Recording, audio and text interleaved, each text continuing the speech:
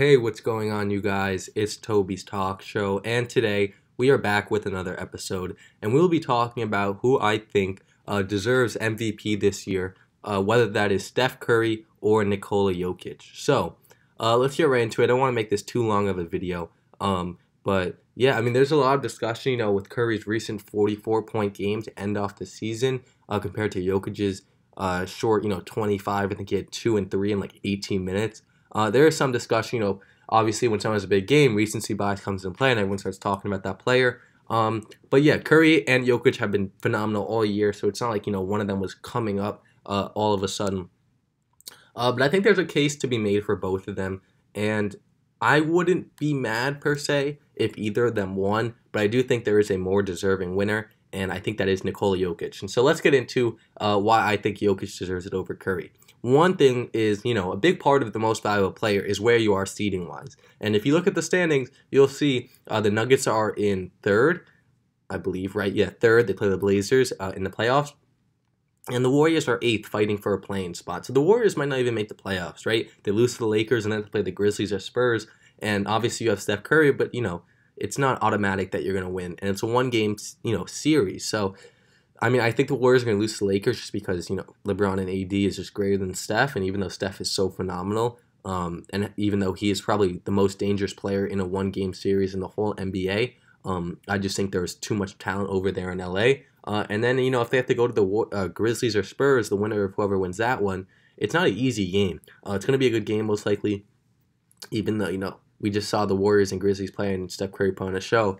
You never know. And I think, going back to the MVP, one of the most valuable things is, where you finish in the standings. It was a big thing when Russell Westbrook won it when the Thunder were, the 5 seed, I believe, or the 4 seed. And a lot of people were upset because James Harden's team was either first or second. And, I think it's kind of like this where they both deserve it. And there were a lot of people that were upset because Russ won it, even though, at the time, Russ was the first person since Oscar Robertson to average a triple-double in a season. And, before Russell Westbrook was alive, triple-doubles were rare. And if you saw, you'd be like, wow, I can't believe he had a triple-double. But nowadays, because of Russell Westbrook and because of how the offense in the NBA has changed, a triple-double is like a nightly thing. But in 2015, 2016, that was, huge. Every triple-double Russell Westbrook got, everyone was talking about it, especially when he hit that 42 mark to get, average, to average a triple-double, or to have a triple-double in every other game, or more than that, is just phenomenal. But there was a big, a big riot, basically, that, Russell Westbrook's team wasn't that good, but he obviously carried that team, and it's kind of the same thing with Steph Curry.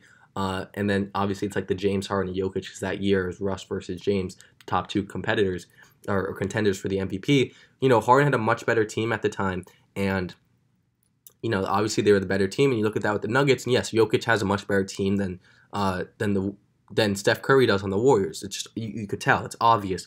But at the end of the day, you've seen what Jokic has been able to do without Jamal Murray, and I think that is a big, big case and a big support system on Jokic for why he deserves MVP, is because even though, you could say, oh, it's not fair, the, standings are a big part of it because Curry doesn't have a great team. Well, look what Jokic has been able to do since Murray has been out. He's carried them. They've improved record-wise since Murray's been out, which is just, it's crazy to see. And I think, if you look at Jokic, he is the leader in basically every single offensive stat for the Nuggets. And when you watch him play, he is, kind of the nucleus of that team, specifically on the offensive end. He gets the ball at the, at the ball, at a block or, at the top of the key or whatever, and he'll turn and he'll use his big body that no one can guard, put it over his head, and he'll look for either a shot, and, because he's so big, but so talented, he could shoot basically over everyone like Kevin Durant, or he could just find a beautiful dish to someone.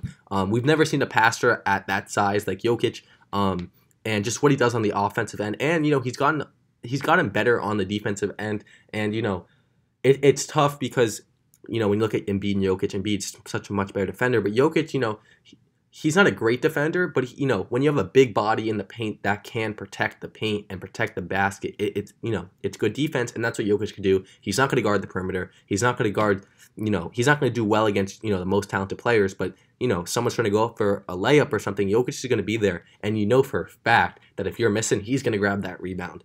And yeah, I think, Curry's had a great year, 32, 5, and 5, absolutely phenomenal. And definitely, if you took him off that team, they'd be one of the worst teams probably ever. There's this crazy stat that shows that they're a top 10 offense. I think they're 10th when he's on the floor this year.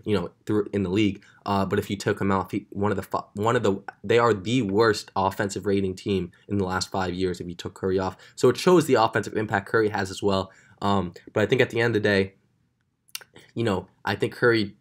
Again, I wouldn't be mad if Curry won it, but I think the impact Jokic has throughout the year, also considering the fact that this man's played basically every single game for the Nuggets, and has a crazy stat line in every single game. I think he deserves it. I think, 20. He averaged 26, 10, and 8. Curry averaged 32, 5, and 5. Great, amazing stat lines. But at the end of the day, I think him playing pretty much every game, him constantly every game, just holding them up to win. And just to see how he's progressed, it's been phenomenal. Curry, it's great to see him come back from an injury. I think he's really proven himself this year. And the fact that people thought, oh, he's always had good players around him. Can he be the same player without? And I think he's put all those, rumors to rest. I think, we've seen the true value of Stephen Curry basically every time, whether it's him leading a team, him with a super team, or him just, by himself. He's just proven how good he is and how he can carry a team. But at the end of the day, I think Jokic deserves this award. Has played every single game, or I think he has played 71 or 70, maybe 69. Haha. But Curry, it's tough. I think you give it to either one. I think because of the record impact with Jokic, just where they are standings wise, and I think just overall his impact on the team, specifically on the offensive end, is just too much to not to disregard. And yeah, I mean, it's going to be close. I think they're the two front runners. I think it sucks that Embiid got hurt, Harden got hurt, LeBron got hurt. Giannis is right there too. But at the end of the day, I think Giannis voted fatigue. He won't win it. And, I just think Jokic has proven himself this year to be the MVP. So that's really it, guys. I hope you guys enjoyed. Let me know down below your thoughts on who you think deserves MVP, and I will see you in the next video. Bye, guys.